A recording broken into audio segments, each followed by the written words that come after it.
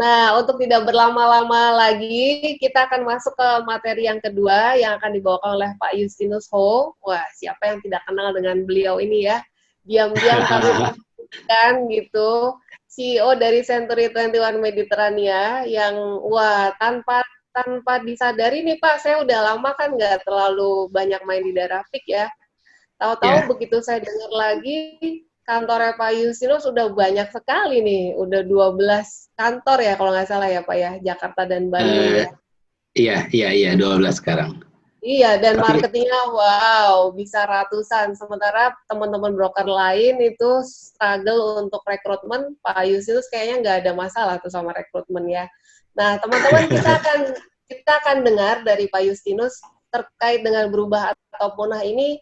Mungkin dari Pak Justinus bisa sharing gitu, tips-tips apa atau apa yang sudah dijalankan oleh grupnya Pak Justinus atau dari Pak Justinus sendiri mengatasi kondisi ini apa? Silahkan Pak Yusinus. Oke, iya, selamat siang semuanya, Pak Handoko. Terima kasih paparannya tadi. Menurut saya sih dari Pak Handoko tadi udah komplit sekali ya. Tapi saya bagi hanya sedikit saja. Pada dasarnya kita mesti Pak Yus honor mesti dihitung ulang. Ya pada dasarnya sih berubah itu sebuah keharusan menurut saya, sebuah kewajiban. Kalau kita ingin survive, kita ingin terus berjalan dan kita ingin terus bertumbuh, ya mau nggak mau kita harus berubah. Dengan adanya COVID ini pun sebuah satu percepatan menurut saya untuk kita berubah lebih kepada ke teknologi digitalnya sih. Untuk kita masuk ke dalam sebuah satu dimensi yang benar-benar berbeda dari sebelum-sebelumnya. Kalau untuk hal berubah, sebenarnya sebelum kejadian ini pun kita sudah lakukan beberapa hal program-program yang kita sudah lakukan di kantor. Ya, jadi pacar adalah salah satu syarat kita untuk berubah. Nah, saya mulai dengan kantor-kantor kita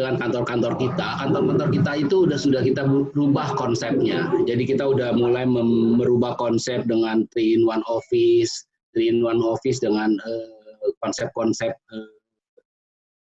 co-working space, coffee shop dan lain-lain. Terus kita juga sudah mulai mengaktifkan sarana dari sosial media yang ada ya, karena kedepannya pasti semua akan ke digital ya. Kita tahu bahwa sekarang penggunaan media-media konvensional itu sudah boleh dibilang hampir tidak ada. Lalu kita juga mulai nge-branding, kita punya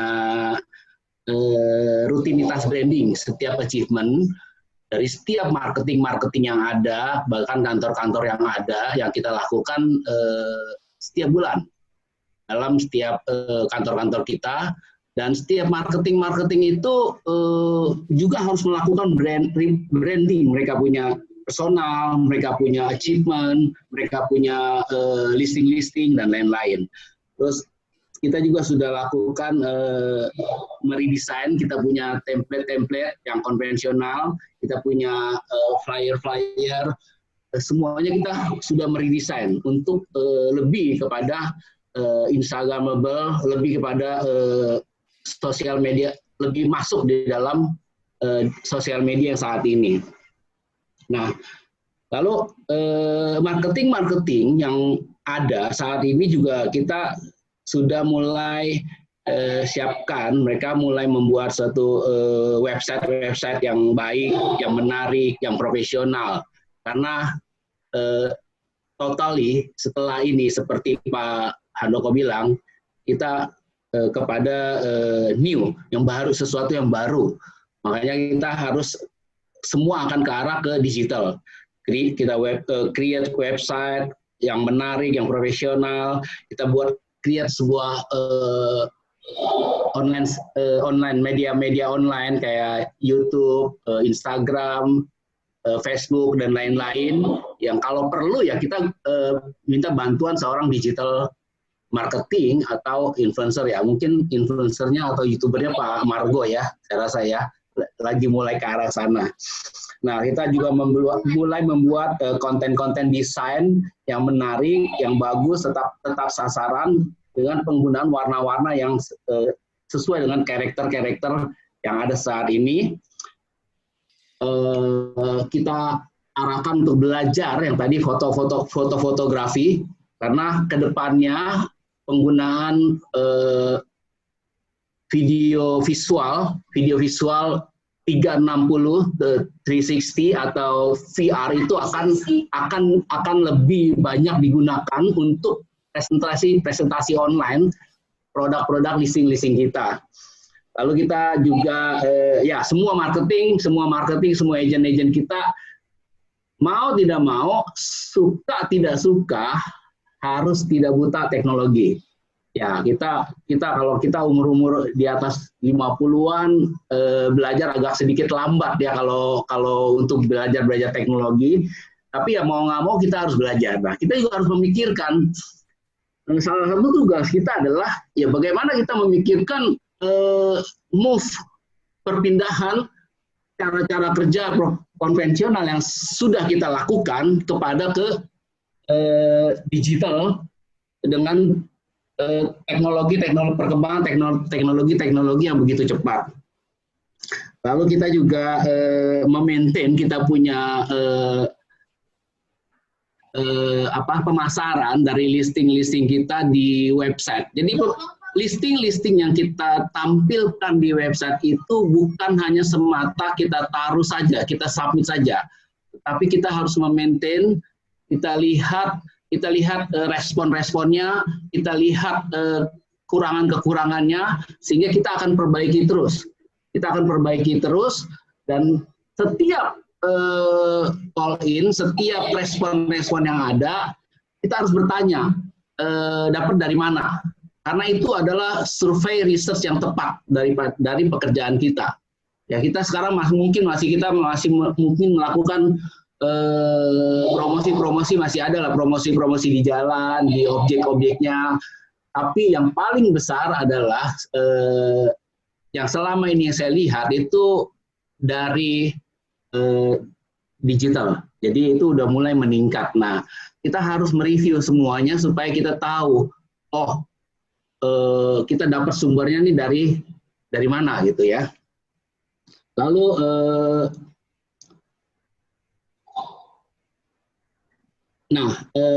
kita juga membangun semua agent-agent kita saat ini ya, puji Tuhan lah, dari agent-agent kita ini kurang lebih saya rasa sudah punya sekitar 100 master sih dari agent-agent Century 21.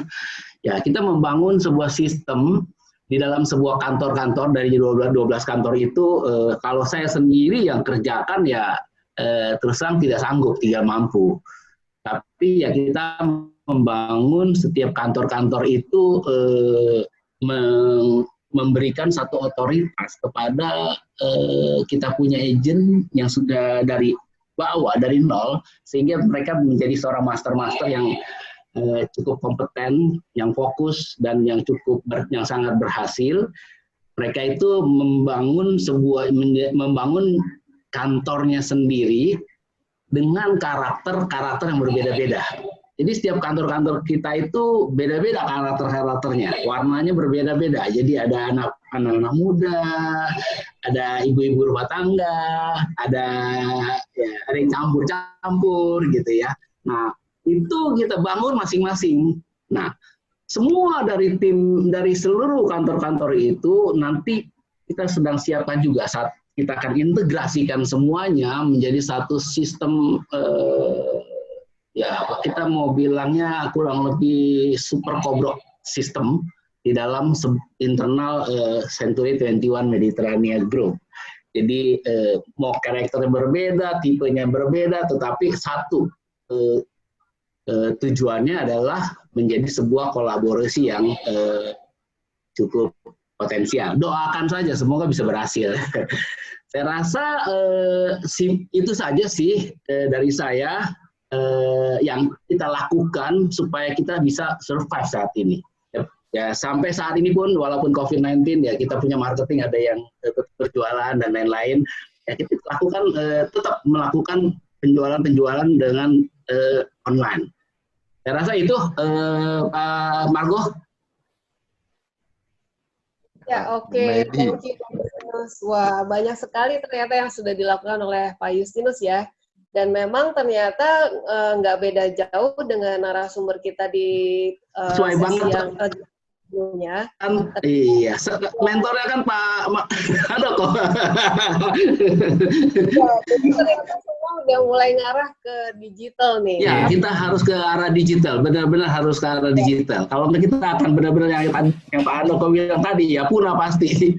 Betul, dan bagaimana kita bisa menyikapi perubahan ini, tadi saya mengambil satu yang menarik nih, tambahan ya, yang dapat dari Pak Justinus, 3-in-1 office nih Pak. 3-in-1 office, jadi office-nya udah dibikin kayak co-working space dan Cafe, dicampur. Ya, jadi gini. Menarik. Kalau dulu itu kantor kita itu di bawah itu kita ada semacam lobby atau resepsionis untuk orang datang walk-in namanya. Yeah. Jadi orang mungkin datang cari properti, titip listing, datang langsung ke kantor. Nah, terakhir itu menurun. Jadi frekuensi dari walk-in itu menurun. Akhirnya saya melihat ini kantor kalau dibawa begini ini nggak efektif. Jadi sangat tidak efektif dan tidak efisien. Jadi akhirnya saya pikir bagaimana supaya orang itu datang gitu untuk ke kantor kita.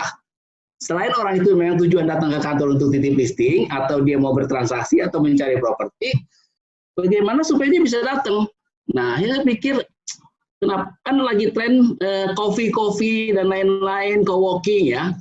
Nah, di bawah itu saya bikin coffee shop. Kalau coffee shop kan orang bisa ngopi. Marketing saya floor time di bawah.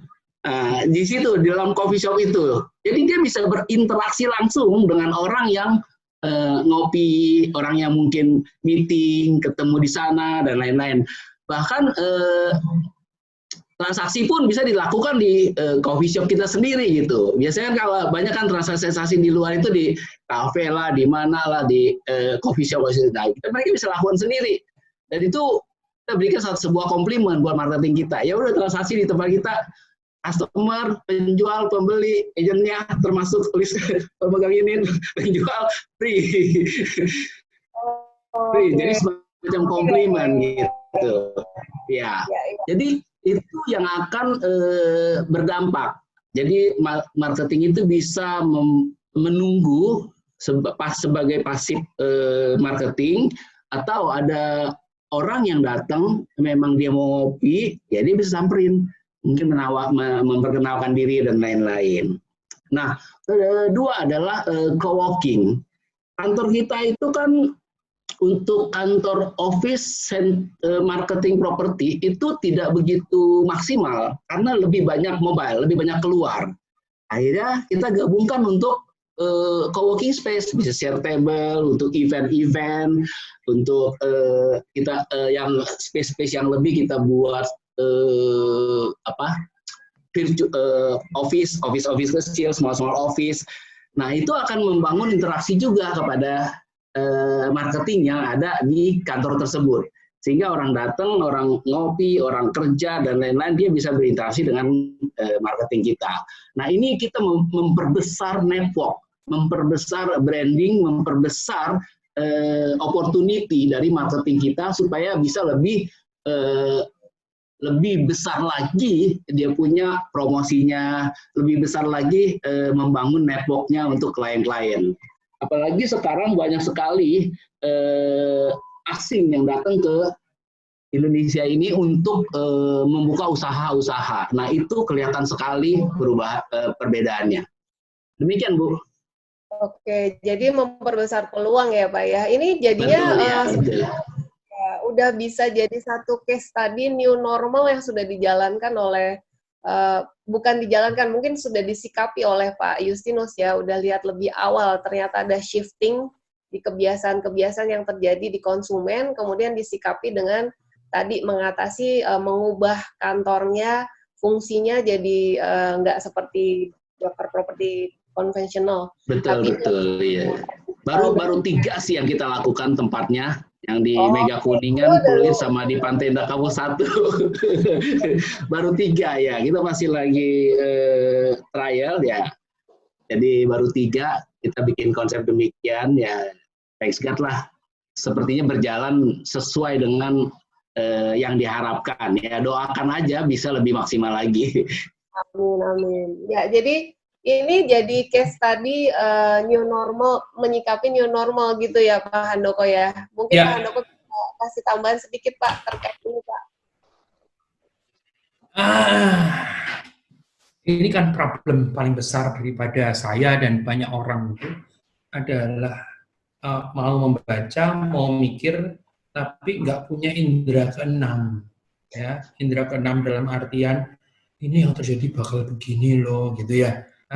Tapi saya juga tidak menganjurkan Anda untuk pergi ke orang pintar. Kenapa? Biasanya kalau pergi ke orang pintar itu orang yang bodoh, maka dia pergi ke orang pintar gitu ya.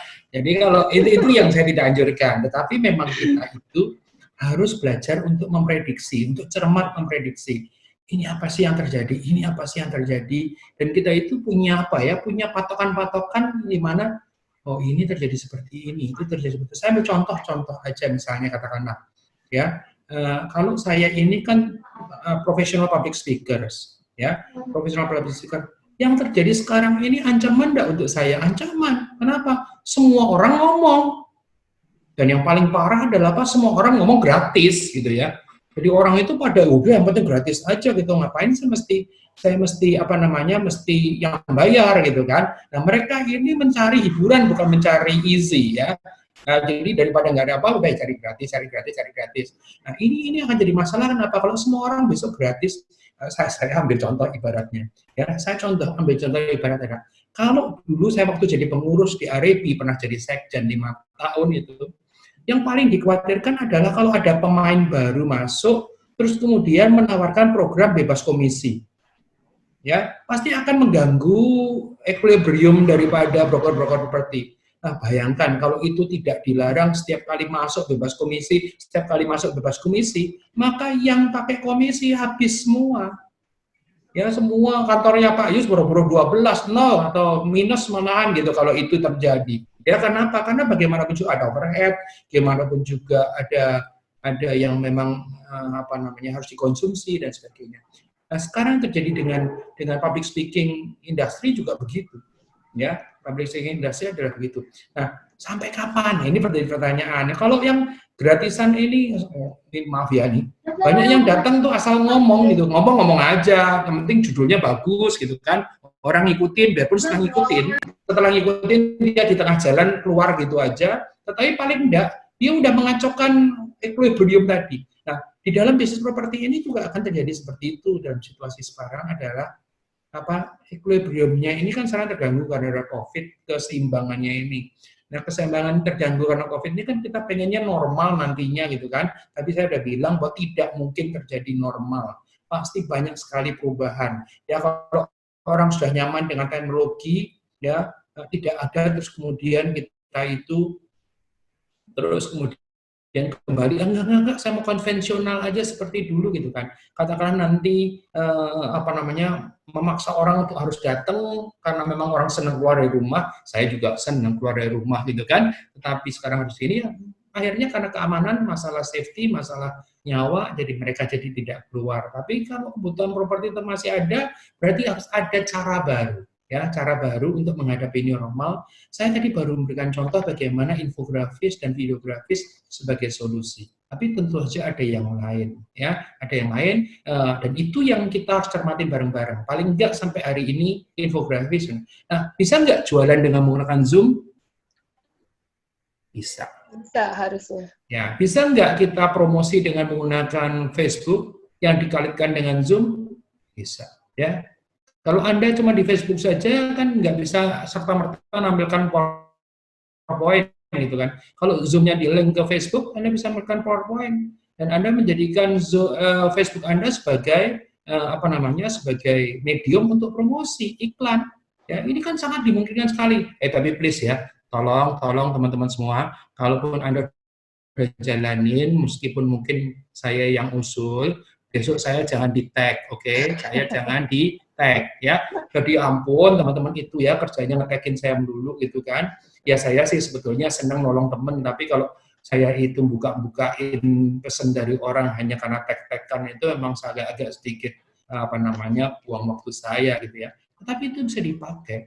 Ya Anda bisa dari Zoom pergi ke YouTube, Anda bisa juga dari Zoom pergi ke Facebook, ya. Apakah itu sifatnya jualan produk, ya? Tapi dalam jualan produk pun butuh keahlian gitu ya. Kalaupun itu ada storytelling-nya, ya, ada copywriting-nya gitu ya, yang nggak bisa cuma sembarang aja, ya. Dan saya rasa beberapa orang sudah melakukan itu, ya. Beberapa orang sudah melakukan itu dengan rekam video dan sebagainya, ya. Ujungnya sama, teknologi, ya. Kalau Anda nggak nguasain, lewat, ya. Karena kalau misalnya katakanlah sekarang aja nih, ini misalnya nih kita sekarang. Kalau ini katakanlah dimasukin di Facebooknya Pak Margo gitu, yang itu 5.000, berarti hari ini kita ada berapa ratus? 278 plus 5.000 potential viewer, ya. Tetapi kalau Anda nggak punya data, kalau Facebook Anda isinya cuma 50 atau 60, ya nggak bisa dipakai. Dari 50-60 yang dengerin berapa, yang ngikutin berapa gitu kan. Selama ini Anda nggak pernah posting, kok posting cuma mau jualan doang, berarti orang nggak ada mau dengerin juga. Berarti di dalam jualan kita, tadi kan Pak Justinus juga menyinggung soal menggunakan sosial media, di dalam jualan kita itu kita mesti edukasi. Ya, misalnya katakanlah bilang, gimana sih tips caranya untuk, jadi brokers ya, tips untuk memilih properti yang benar misalnya. Berarti Anda mesti rekaman, mesti sekali-sekali live, ya, mesti pakai modal juga, jangan pakai kamera sembarangan, jangan pakai handphone sembarangan, lighting juga mesti diatur, barangkali mesti beli webcam. Jadi berarti teknologi kita yang kita pakai. Jadi itu sangat mungkin, karena kalau zaman dulu itu ya, hanya untuk beli kamera itu bisa puluhan bahkan ratusan juta. Sekarang dengan handphone yang ada itu bisa. Kalau handphone Anda merasa, tapi handphone saya agak sedikit jadul, ya belilah webcam. Ya di link, nanti tinggal konverternya ada, nyambung sudah. Nah, jangan terus kemudian, kalau dipegangin, katakanlah saya udah berumur, kalau saya pegangin tangan saya trembling gitu ya. Belilah tripod. Tripod 30.000 juga jadi sebetulnya. Biarpun kok tripod 30.000 kadang-kadang banyak meleotnya dibanding nggak meleotnya. Gitu ya Pak Margo ya. Ya, kalau 30.000 kan banyak melewatnya dibanding enggak. Jadi bener. Akhirnya ujung-ujungnya benar ya. Jadi bener, nanti lagi kita rekaman, loh kok gambar kita berubah gitu, gara-gara apa? Karena tripodnya melewat. Jadi mesti beli yang proper, nggak perlu yang mahal, nggak perlu yang branded. Misalnya kalau memang baru starter, tapi itu dilakukan.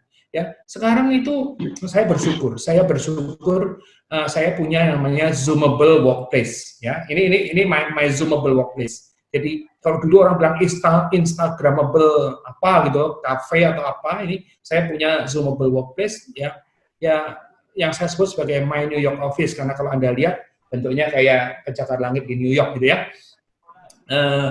Dan sekarang sudah saya jadiin kayak studio, jadi ada lighting 2 buat saya kalau duduk sama buat saya kalau berdiri, ada webcam, ada mikrofon tembak ya, ada mikrofon yang lucu. Ini mikrofon lucu dipakai kalau sebetulnya fungsinya sama aja, cuman ini buat lucu-lucuan biar kelihatannya kalau tampil itu lebih kesannya kayak gimana gitu ya. Nah, ini nggak jelek sih, Nakamichi juga, ini bentuknya lucu makanya saya punya. Dan ini saya dapat di mana? Gudang, umurnya mungkin sudah 3 tahun, 4 tahun, karena setelah waktu itu wants, pengen beli.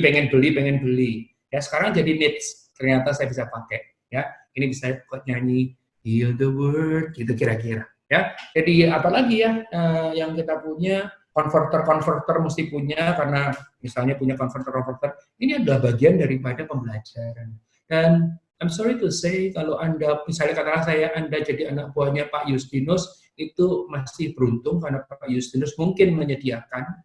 Tapi kalau kita tidak jadi anak buahnya yang punya visi jauh ke depan saya Pak Justinus, Anda harus ngapain sendiri, nggak bisa enggak.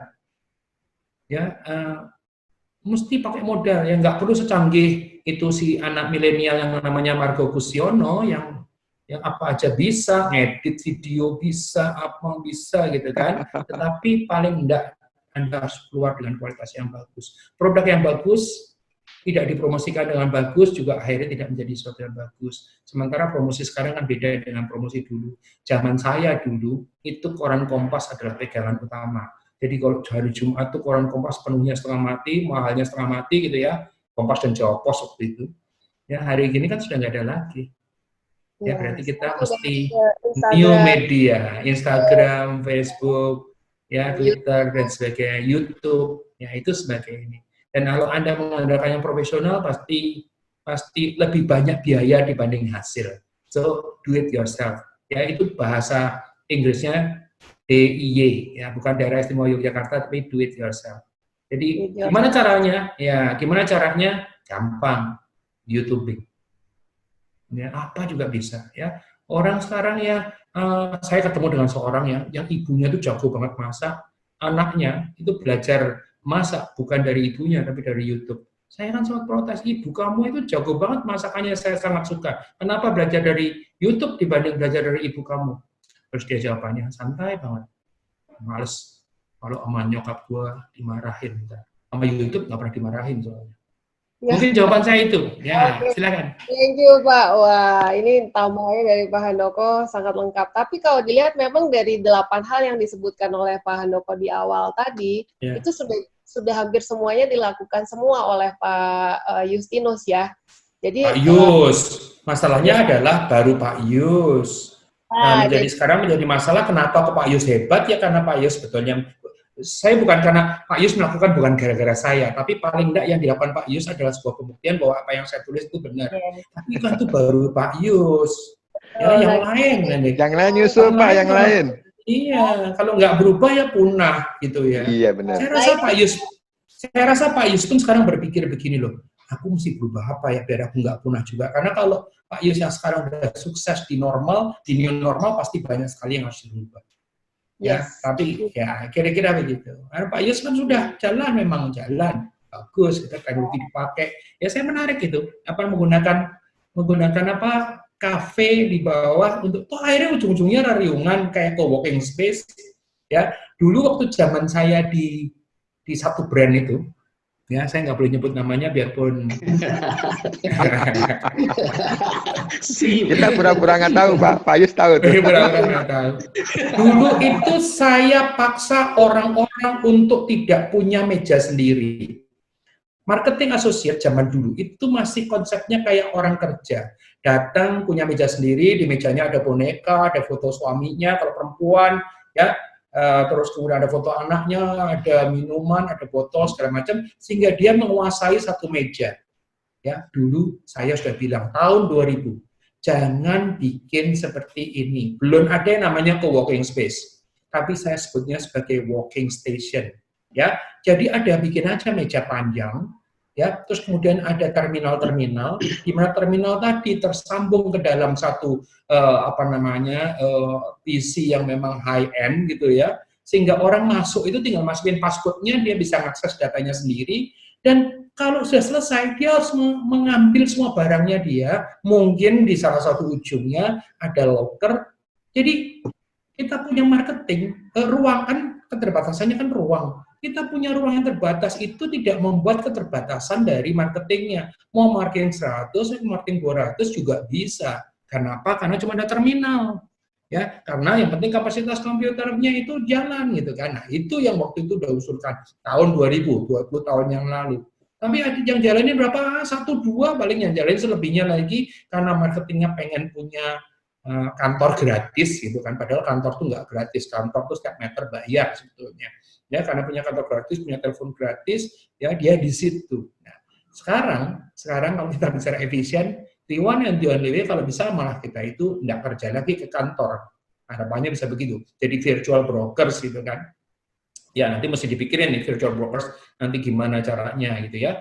Tetapi kalau kita bicara soal tetap punya kantor, seharusnya kantornya sudah the new way of thinking, the new mindset ya, bagaimana bisa menjalankan. 20 tahun yang lalu saya udah usulkan, rasanya dari hampir 60 kantor waktu itu yang jalanin cuma 2, 58 seneng konvensional.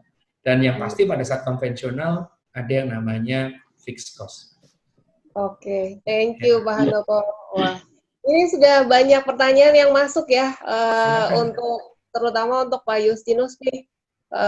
Ini mungkin lebih ke teknis di lapangan, gimana secara persuasif meyakinkan konsumen nih Pak Yus, yang tadinya sebelum COVID udah hot, ternyata begitu COVID, ternyata jadi silence atau jadi cold gitu. Mungkin dari Pak Justinus bisa kasih beberapa tips gitu terkait dengan beberapa perubahan atau inovasi cara-cara Pak Justinus selain tadi manage kantor atau manage timnya, tapi mungkin juga bisa kasih tips bagaimana menghandle konsumen di masa-masa seperti ini Pak Yus.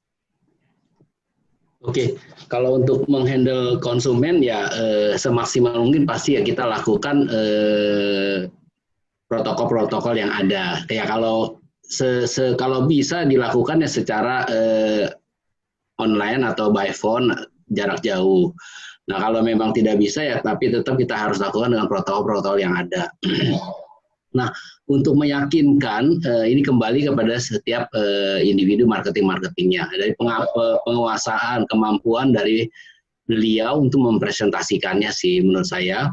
Dan mengenai COVID ini, kalau kita lihat kembali lagi, sebenarnya besar sekali juga dampaknya tidak sebenarnya.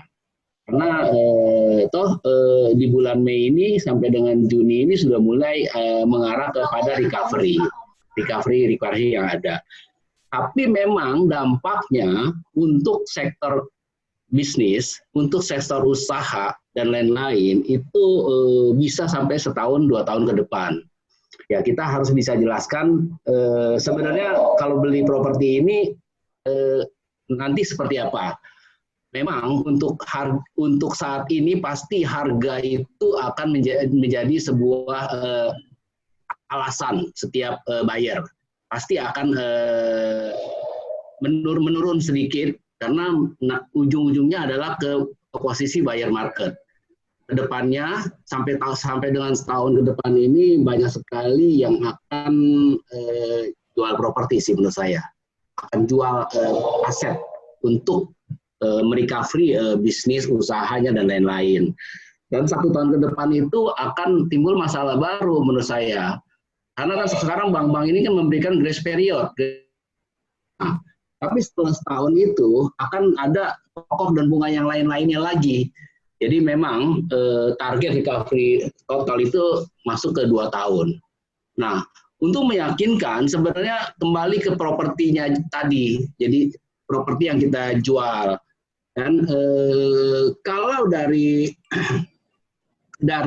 permintaan yang terjadi di saat COVID ini, ya kita berjalankan seperti biasa. Karena memang itu respon dari pembeli, dia bertanya untuk properti tersebut. Tetapi kalau untuk yang negosiasi-negosiasi yang sebelum COVID itu pasti akan terjadi hold. Ya akan terjadi hold atau mungkin penurunan dari harga permintaan dari buyer. Itu aja. Nah itu menurut saya kita sebagai marketing kita bisa menyikapinya ini kedua belah pihak. Jadi kita bisa berikan satu alasan kepada si owner, wah dengan kondisi seperti ini permintaan ini turun nih, gitu seperti itu ya. Ini kembali kepada owner, karena kan kita hanya sebagai mediator, kita hanya membantu memasarkan setiap properti yang ada. Dengan alasan yang diberikan oleh si buyer itu yang kita bisa sampaikan. Nanti kembali kepada si kebutuhan, urgensi dari si owner. Jadi case by case itu berbeda-beda. Jadi permintaan sebelum dan sesudah COVID itu pasti berbeda. Kalau sesudah COVID, ya menurut saya jalankan seperti biasa saja. Jalan seperti biasa saja, tapi penawaran pasti akan tetap rendah. Nah, yang harus kita sikapin adalah pembayaran.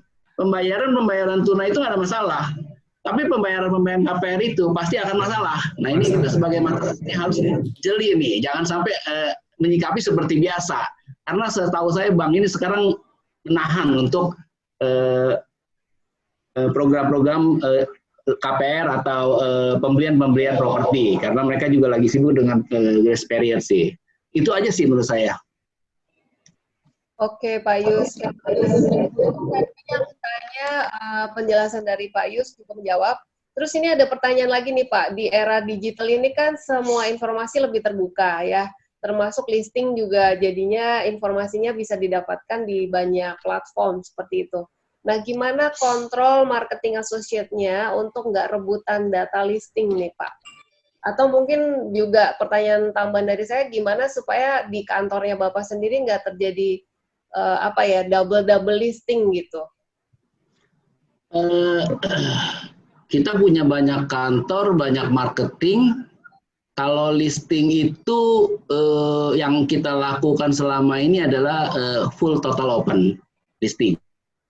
Siapa saja boleh melisting, siapa saja boleh mengiklankan listingnya. Karena gini, kita kembali kepada listing tersebut. Listing tersebut kan diberikan oleh si pemilik listing, owner. Owner itu memberikan ke satu orang agent atau dia bisa memberikan ke 1000 orang agent. Itu adalah hak otoritas dia. Jadi kalau dia berikan kepada 100 orang untuk dipasarkan, ya 100 orang itu punya kesempatan untuk memasarkan. Tapi kalau listing tersebut dia berikan kepada satu orang, ya seperti exclusive listing, yaitu otoritas itu satu orang. Jadi kita kembali kepada si owner. Kita tidak bisa menentukan owner itu memberikan 10 orang, oh yang satu orang yang kita terima, nggak bisa. Karena setiap marketing berbeda-beda menghandling setiap listing. Jadi mungkin ada marketing yang jarang pegang handphone mungkin, akhirnya waktu ada prospek buyer akhirnya loss. Atau mungkin ada marketing yang tetap siap sedia gitu. Jadi kita meminimal celah-celah supaya tidak listing tersebut tidak berhasil dijual. Jadi ya kita memberikan semua kesempatan kepada semua marketing. Ya, you harus fokus, you harus benar-benar, you harus pegang baik-baik, you harus kuasain setiap listing yang kamu terima, you harus benar-benar tahu kondisi dari listing tersebut, you harus tahu harga yang dia berikan, kamu harus tahu bottom penawaran dari listing tersebut sampai di mana harganya untuk dijual dari si penjual dan lain-lain. Termasuk juga penguasaan dari listing tersebut sampai ya sedetail-detailnya sih. Seperti itu aja sih. Oke, jadi berarti sangat menentukan penguasaan product knowledge ya Pak ya, dan data terkait dengan listing yang kita handle itu untuk kita akhirnya bisa pasarin gitu ya, bisa terjadi penjualan. Oke, ini ada pertanyaan lagi nih Pak sebelum dibuka untuk kedua narasumber, pertanyaan untuk Pak Justinus. Dengan yang tadi kan banyak perubahan yang sudah dilakukan untuk arahnya lebih ke digital atau lebih melek sosial media dan lain sebagainya. Nah, untuk rekrutmennya sendiri nih Pak, sejak Bapak melakukan banyak perubahan itu, apakah ada kriteria khusus untuk marketing associate yang akan Bapak rekrut? Kalau rekrutmen itu kita ada sistem di kantor, jadi setiap marketing kita itu boleh merekrut marketing yang akhirnya menjadi mereka punya downline. Dari kantor pun kita mempromosikan untuk rekrutmen dengan sosial media yang ada. Jadi itu nanti kita gabungkan dan nanti kita training. Biasanya dalam satu hari semua dikumpulin, biasanya kurang lebih sekitar 30, 25 orang, 30 orang kita kumpulin, kita training, in-house training namanya. Pengenalan apa itu Century 21, apa itu properti, secondary property, primary property, dan lain-lain itu kita perkenalkan dulu ke mereka. Mereka komit untuk bergabung, nanti kita akan arahkan mereka ke masing-masing kantor, kepada masing-masing mereka punya referensi. Setelah itu baru kita akan refer ke Century 21 untuk masuk Create 21 namanya, di Century 21 Indonesia. Seperti itu aja sih. Jadi dari marketing ke marketing, dari mulut ke mulut, marketing dengan marketing banyak kenalannya ya, akhirnya bentuklah itu rekrutmennya. berjalan seperti itu. Oke, ya itu satu hal juga yang menarik ya, bahwa Bapak sudah melakukan rekrutmennya itu dari marketing untuk marketing gitu, dan Ya. jadi agak mirip kayak MLM atau network ini ya, sistem ya Pak ya, menarik Ya. juga. Nah, apa namanya, tadi ada pertanyaan tambahan terkait rekrutmen, kok saya tiba-tiba hilang ya. Oke, mungkin masuk dulu ke pertanyaannya Bu Mirah nih, Pak. Dengan open listing semua marketing, apa nggak ada keributan tuh, Pak? Nggak ada dispute di antara timnya Bapak gitu? Ya, puji Tuhan selama ini sih, ya pernah ada 1-2. Menurut saya kalau 1-2 case dari sekian ribu listing, menurut saya itu nggak ada masalah. Ya, biasa. Selama ini fine-fine aja sih. Oke. Iya. Oke, tadi yang saya lupa Pak terkait dengan rekrutmen. Jadi waktu rekrutmen itu dari Pak Justinus sendiri ada kriteria khusus nggak untuk misalnya marketingnya harus yang usianya berapa sampai berapa, karena ini harus melek teknologi, atau minimum harus punya handphone yang seperti apa, atau mesti techy atau gimana gitu Pak? Ada kriteria khusus nggak Pak? Harus cantik, ya harus ganteng gitu ya. Enggak sih, bebas sih dari umur 21 sampai 60 tahun juga boleh. Nanti kalau masalah teknologi ya kita maksimalkan aja sebisa mungkin. Tapi kalau memang udah nggak bisa ya udah nggak apa-apa, jalankan aja secara konvensional. Toh yang nggak melek teknologi pun masih bisa berjalan sih. Ya sebisanya harus tidak gaptek lah. Bebas sih, nggak ada kriteria khusus. Tetapi ya pasti ada hal standar lah yang kita minta, biasa itu. Oke, thank you. Ya, kita buka pertanyaan untuk bebas ya dari Bapak Ibu. Kita masih ada sedikit waktu, mungkin ada 2 pertanyaan tambahan yang bisa ditujukan, apakah ke Pak Justinus atau ke Pak Handoko. Silakan. Ada? Mungkin dari Pak Michael kali Bu Maidi. Panjang nih, Pak Michael Duo nih. Oh iya. Ya, Kita Pak. buka deh coba. Ini Michael Duo marketing saya nggak? Oh, marketing Bapak. Ini Michael Duo marketing saya. Mungkin Bapak sibuk Pak Yus, jadi susah nanya Pak. Dia nanyanya di sini Pak. Sebenarnya besok kita ada Zoom meeting sih, tips-tips dasar pandemi. Jadi Pak Michael Duo, ntar japri aja ke bapaknya ya langsung. Kasih kesempatan yang lain. Ya, ini Michael Duo nih, marketing kita yang luar biasa nih ya. Wah, saya dengar closing terus nih. Amin. Oke, ini saya lihat ada pertanyaan yang ditujukan untuk Pak Han dan Pak Yus dari Pak Denny.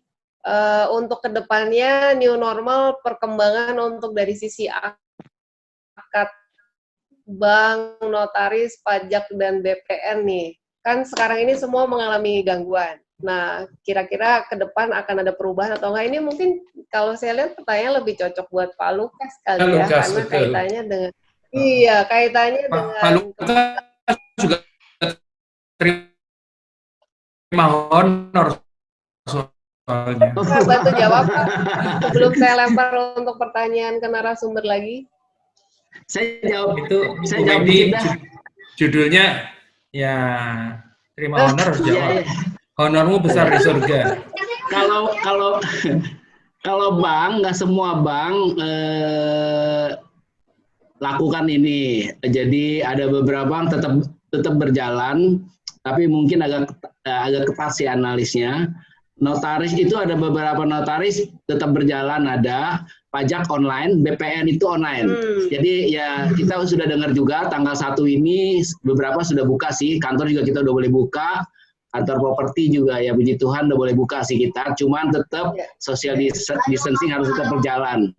Ya, jadi ini BPN udah beres sih. Ini juga Denny Tanjaya marketing saya sih. Nanti saya jelasin dah. Nggak apa-apa. Besok saya pas Zoom meeting.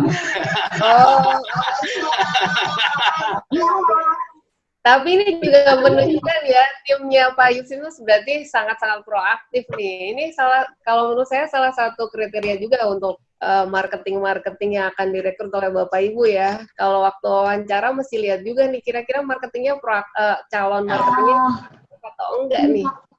Ya, jadi harus kritis sih. Kita sebagai marketing itu harus kritis. Bagus sih ya. Yes. Oke. Makanya marketingnya Pak Yus banyak yang jadi top marketing ini. Oke, ada pertanyaan dari Bapak Ibu yang lain? Kita masih ada sedikit waktu, mungkin bisa ditanyakan untuk Pak Handoko atau Pak Justinus. Silakan, jarang-jarang ini kita dapat sharing dari beliau-beliau ini. Silakan. Ada? Ini Pak Wira, rutinitas seperti dibangun di masa COVID. Kita lakukan Zoom meeting sih. Jadi selama ini kita tetap lakukan Zoom meeting kepada seluruh marketing Century 21 Mediterranean Group. Jadi bebas mereka masuk, siapa yang mau masuk aja. Ada dari jam 11 terus jam 2 jam 4 kalau nggak salah ada 3 session. Jadi saya hanya memberikan pada marketing bahwa jalankan aja kerjaan seperti biasa. Jangan tanamkan di dalam mindset kita, jangan terpengaruh dengan keadaan COVID ini. Tetapi kita jalankan seperti biasa aja, yakin saja, confident saja, lakukan saja. Tapi tetap kita lakukan kerjaan kita dengan protokol-protokol yang ada untuk melindungi kita masing-masing lah. Tetap kita harus menjaga, tidak gegabah, tidak ceroboh. Dan ya memang seperti yang saya bilang tadi, beberapa marketing kita itu ada transaksi-transaksi yang lumayan lah. Jadi berjalan aja, kita jangan diam, kita jangan tidak melakukan apa-apa. Tapi kita maksimalkan waktu yang ada dengan work from home ini ya kita lakukan, kita manage, kita punya listing, kita follow up, kita punya klien-klien yang dulunya kita update, kita punya listing dan lain-lain, sambil ya kita memberi salam lah, kontak-kontak yang mungkin bertanya gimana sehat dan lain-lain. Ya semacam basa-basi biasa, tetapi ya mungkin ada perhatian. Nah setelah itu kita tanyakan listing, dan saya rasa akan bertambah sih. Mungkin dia akan berkenalkan dengan temannya untuk mereferensikan kepada teman-temannya kepada ke kita untuk membantu memasarkan properti yang ada. Itu aja sih. Oke, thank you Pak Yus. Ya jadi kalau kita lihat intinya kita tetap harus positive thinking dan membangun optimisme ya Pak ya. Jangan terbawa dengan keadaan seperti itu. Oke, yang mungkin saya buka satu penanya terakhir sebelum kita akhiri sesi ini. Ada Pak, Bu? Ada yang nanya berapa agent. Saya udah jawab sih langsung iya, 600. Ya, 100-an lebih ya, Pak ya? 600, Bu. 600. 100 itu kita punya master, Bu. Oh, jadi lebih dong, Pak. Itu masternya. Master tuh. Iya, master yang bawah-bawahnya yang belum jadi master lebih banyak lagi berarti. Iya. Itu dari associate manager, senior associate manager, marketing, senior marketing, dan marketing yang baru sih. Ya. Memang dengan quantity marketnya sedemikian banyak, nggak mungkin Pak Yus handle sendiri. Jadi pasti Pak Yus harus siapkan karpet merah untuk ada leader-leader di bawahnya Pak Justinus ya. Iya, ada merah, ada hijau, ada kuning, wangi dong. Oke, kalau gitu Bapak Ibu, karena waktu juga sudah menunjukkan pukul 4, kita melihat tadi dari Pak Handoko juga banyak sekali kasih tips dan sharingnya padat sekali. Dan ternyata apa yang dilakukan oleh Pak Justinus sudah mewakili apa yang dibahas oleh Pak Handoko. Nah, pertanyaannya adalah yang menggelitik yang tadi Pak Handoko sudah tanyakan dan juga di sesi materi yang online seminar yang sebelumnya juga sudah ditanyakan oleh para narasumber, berapa di antara kita yang akan melakukan. Jadi dapetin ilmu sharing seperti ini tuh banyak, online seminar banyak, bahkan di waktu yang bersamaan juga dilakukan di berbagai tempat banyak gitu dengan berbagai tips. Tapi pertanyaannya adalah apakah kita mau take action terhadap apa yang sudah kita dapat, seperti itu. Nah, jadinya tadi yang terakhir di slide-nya Pak Handoko adalah kita tetap jadi dinosaurs atau kita akhirnya berubah dan bisa menyikapi new normal ini dan menjadi agent property yang betul, Pak. Riding the wave ya, jadi yang saya waktu itu bilang juga ya, reinvent ourselves gitu. Kalau kita mau bisa menyikapi perubahan dan kita bisa thriving, jadi nggak cuma survival mode aja. Karena kalau saya lihat Pak Handoko maupun Pak Justinus, semua tipsnya sama. Kita nggak bisa cuma pasrah sama keadaan dan di survival mode, nggak cukup gitu. Karena pada saat situasi mulai membaik, kalau kita sekarang hanya survival mode, ya nantinya kita nggak akan bisa ngapa-ngapain gitu, karena kita tidak siap, seperti yang tadi Pak Handoko bilang kan, butuh persiapan untuk kita bisa sukses. Nah, jadi reinvent yourself, take action terhadap apa yang sudah kita dapatkan, keluar dari survival mode untuk kita akhirnya bisa thriving pada saat situasi ini berubah menjadi new normal atau sudah berakhir gitu krisisnya, seperti itu ya Pak Bu. Oke, mungkin dari sini saya akhiri. Sekali lagi saya boleh interupsi sedikit dari yang Bu Medi, mungkin Pak buat Handoko. kayak tips aja. Jadi kuncinya adalah act atau bertindak. Ya, act itu terdiri dari 3 huruf, yaitu A, C, dan T. Ya, jadi kalau pada saat seperti sekarang ini Anda sudah mendengarkan, terus kemudian, oh iya gila ya, itu bagus gitu kan, itu aku belum pernah melakukan gitu kan, maka yang dipakai adalah A. Ya, A itu adalah apply, jadi diaplikasikan. Itu kalau bagus, belum pernah kita lakuin. Nah terus kemudian kita dengar dari sini, wah, itu bagus, lebih bagus daripada punyaku yang sekarang atau aku yang bisa jalankan sekarang.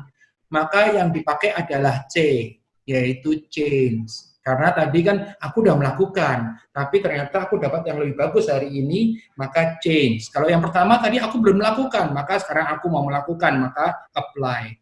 Dan yang terakhir adalah T, oh itu bagus, aku sudah melakukan. Dan yang aku lakukan rasanya hari ini dapat pembenaran dari seminar ini gitu ya. Maka yang dilakukan adalah T. T adalah teach or train.